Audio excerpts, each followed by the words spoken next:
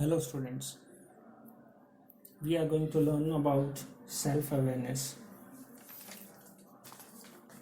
Now what is self-awareness and how it is important in our day-to-day life to enhance our personality that we are going to discuss here. Now what is self-awareness? Awareness is to know who you are, what you are and what you can become. Self awareness को अगर हम आसान भाषा में कहें तो आप क्या हो, आप क्या बन सकते हो और आप कैसे हो, आपको अपने बारे में जानना है. That is your self awareness. अब बहुत सारे रिलीजन्स में बहुत सारे अलग अलग प्रैक्टिसेस हैं जिसके बेसिस पे आप अपने आप को जान सकते हैं, अपने आप को समझ सकते हैं. तो उसके लिए डिफरेंट रिलीजन्स में डिफरेंट वर्ड्स यूज़ किए गए हैं, जैसे कि आत्मचेतन, निर्वाण, साक्षी. इस तरह के जो शब्द हैं उनका मतलब एक ही है, सेल्फ अवेयरनेस. अब सेल्फ अवेयरनेस कैसे हमारी लाइफ में इम्पोर्टेंट है, that is we are going to learn here. अब आपने देखा होगा या स्कूल में नोटिस किया होगा, अपने फ्रेंड के साथ नोटिस किया होगा, जैसे इन्वायरमेंट पे हम रहते हैं, जिस तरह का हमें इन्वायरमेंट मिलता है उसी तरह की हमारी थिंकिंग हो जाती है, उसी तरह से हम सोचने लगते हैं, उसी तरह से हमारी जो पर्सनैलिटी है, जो हमारा बिहेवियर है वो उसी की तरह हो जाता है. अगर हमारे आसपास में इंग्लिश स्पीकिंग का अच्छा इन्वायरमेंट है, जहाँ पे जो पर्सन से एक दूसरे से ऑलवेज इंग्लिश में बात करते हैं, तो ऑटोमेटिकली आपकी जो हैबिट है वो ग्रो हो जाएगी कि आप भी इंग्लिश में बोलना शुरू कर दोगे. That is the effect of environment on someone's personality. But अब ज़रूरी नहीं है कि हर बार आपको पॉजिटिव एनवायरनमेंट मिले. हो सकता है कहीं पे नेगेटिव एनवायरनमेंट भी हो सकता है कोई ऐसी सोसाइटी में रहता हो जहाँ पे सिर्फ नेगेटिव बातें होती हों किसी भी चीज़ के रिगार्डिंग. तो उस स्टूडेंट का माइंड या उस पर्सन का माइंड उस सोसाइटी में उसी तरह का हो जाएगा, उसकी भी थिंकिंग नेगेटिव होनी शुरू हो जाएगी. उसका जो बिहेवियर है, जो उसकी पर्सनैलिटी है, वो सब नेगेटिव वे में ऑटोमेटिकली कन्वर्ट होना शुरू हो जाएगा. लेकिन अल्टीमेटली ये डिपेंड करता है उस पर्सन के ऊपर कि वो उस चीज़ को अडॉप्ट करता है या नहीं.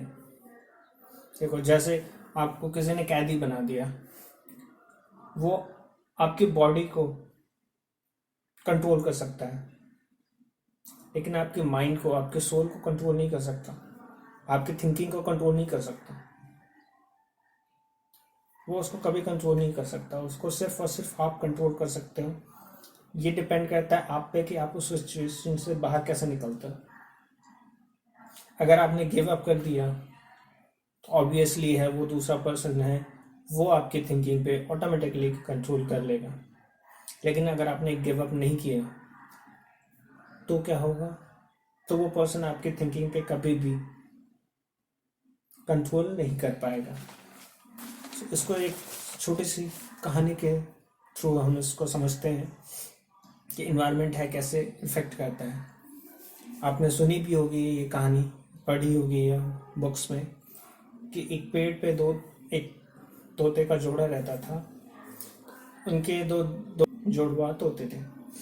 एक दिन तूफान की वजह से दोनों तो जो छोटे तोते थे, जो बच्चे थे, वो तूफान के साथ उड़ के दो अलग अलग जगह चले गए. एक चले गया जहाँ पे एक साधु संत का आश्रम था वहाँ पे, और एक जाके गिरा जहाँ पे रहते थे डाकू.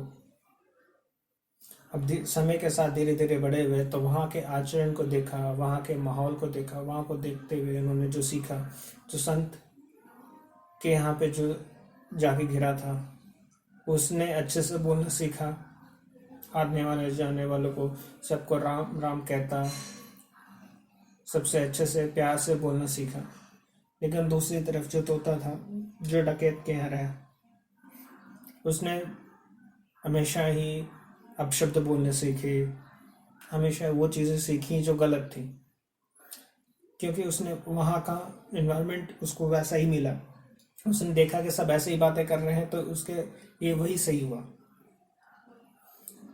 एक दिन संत वाला जो तोता था, जो संत आश्रम में यहाँ पे गिरा था, वो उड़ के वहाँ जाता है, अपने भाई से मिलकर उसको खुशी होती है। लेकिन जब वो उसकी आचरण को देखता है, उसके व्यवहार को देखता है, उसके बिहेवियर को देखता है, उसकी थिंकिंग को ऑब्जर्व करता है, तब काफ़ी हैरान होता है। वो अपने भाई को संत के पास लेके आता है और उनसे पूछता है किसका क्या कारण है, हम दोनों तो भाई हैं तो तोते, फिर दोनों में इतना अंतर क्यों। तब संत उसको समझाते हैं ये वहाँ के वातावरण का, जो उसके सराउंडिंग है, उसका असर है। अब इस स्टोरी में हम बात कर रहे थे एनिमल्स की, लेकिन ह्यूमन बींग्स में एक टेंडेंसी है कि वो उस चीज़ को ओवरकम कर सकते हैं। अल्टीमेटली वो डिपेंड करता है उस पर्सन के ऊपर कि वो उस सर्कमस्टांसेस से कैसे बाहर निकल के आता है। सबके साथ कभी ना कभी लाइफ में कुछ ऐसा बुरा हो जाता है जो हम नहीं चाहते हैं, लेकिन हम उससे कैसे ओवरकम करता है ये मैटर करता है। इसीलिए ह्यूमन बींग्स की ये जो विल पावर है ये बहुत इंपॉर्टेंट है। अब इसमें सबसे जो बेस्ट एग्जाम्पल है that is Victor Frankl. World war second के टाइम पे इनको कैद कर लिया गया था। तब बैठे बैठे ये सोचते रहते थे कि कभी मैं इस कैद से बाहर निकलूंगा, मेरा खुद का क्लिनिक होगा, फ्रेंड के साथ बाहर घूमने सोचते रहते थे। बाकी कैदी उनका मजाक बनाते थे। उन्होंने गिव अप कर दिया था, लेकिन इन्होंने गिव अप नहीं किया। और जब वर्ल्ड वॉर सेकेंड फिनिश हुआ, बाकी कैदी तो लगभग उस यातना की वजह से, जो उनको टॉर्चर किया जाता था उसकी वजह से मर चुके थे। लेकिन उन्होंने अपने विल पावर को इतना स्ट्रांग रखा कि वो वहाँ से सर्वाइव होके बाहर आ गए। और उसके बाद उन्होंने बहुत सारी बुक्स लिखी सेल्फ अवेयरनेस के। और भी बहुत सारे एग्जांपल्स हमारे सोसाइटी में मिल जाएंगे आपको, जैसे बिल गेट्स हैं, अंबानी है। अब उन्होंने, उनकी जो सर्कमस्टांसेस थे स्टार्टिंग में, जब वो एक पेट्रोल पंप पे पेट्रोल बेचा करते थे, तो कोई सोच नहीं सकता था कि वो पेट्रोल पंप के ऑनर वो हो सकता, कि उनकी कंपनी होगी। लेकिन उन्होंने अपने ऊपर बिलीफ रखा कि हाँ कभी ना कभी होगा ऐसा, और उसी बिलीफ पे वो काम करते गए। सर्कमस्टांसेस ऐसे थे कि एक ही बार में वो उस चीज़ को अचीव नहीं कर सकते थे, लेकिन उन्होंने उस चीज़ को कभी गिव अप नहीं किया, और अल्टीमेटली उन्होंने अपने उस टारगेट को अचीव किया। ऑब्वियस है, जब भी आप एक टारगेट सेट करते हो, कोई भी गोल सेट करते हो, उसके बीच में बहुत सारी डिफिकल्टीज आएंगी, लेकिन ये डिपेंड करता है आपके ऊपर, आपकी विल पावर के ऊपर, कि आप कैसे उसको हैंडल करते हैं और किस तरह से सिचुएशन से बाहर निकल के अपने आप को एनालाइज करते हैं। तभी आप अपनी लाइफ में सक्सेस अचीव कर सकते हो। हम हमेशा सर्कमस्टांसेस को बिलीव को हमेशा और हमेशा ये कहते हैं कि हमारे साथ तो ऐसा हो गया, हमारे साथ वैसा हो गया, अगर ये होता तो मैं ये कर देता, अगर ऐसा कुछ मेरे साथ पास होता तो मैं वो कर देता। बहुत सारे हमारे पास ऐसे एग्जांपल्स मिल जाएंगे जिनके पास रिसोर्सेज की कमी थी, लेकिन फिर भी उन्होंने वो सब अचीव कर लिया जो रिसोर्सेज होते हुए भी दूसरे अचीव नहीं कर पाए। तो वो डिफरेंस था उनके सेल्फ एनालिसिस में, सेल्फ अवेयरनेस में। इसलिए लाइफ में कभी भी अगर हमें आगे बढ़ना है तो सेल्फ अवेयरनेस हमारी बहुत ज़रूरी है।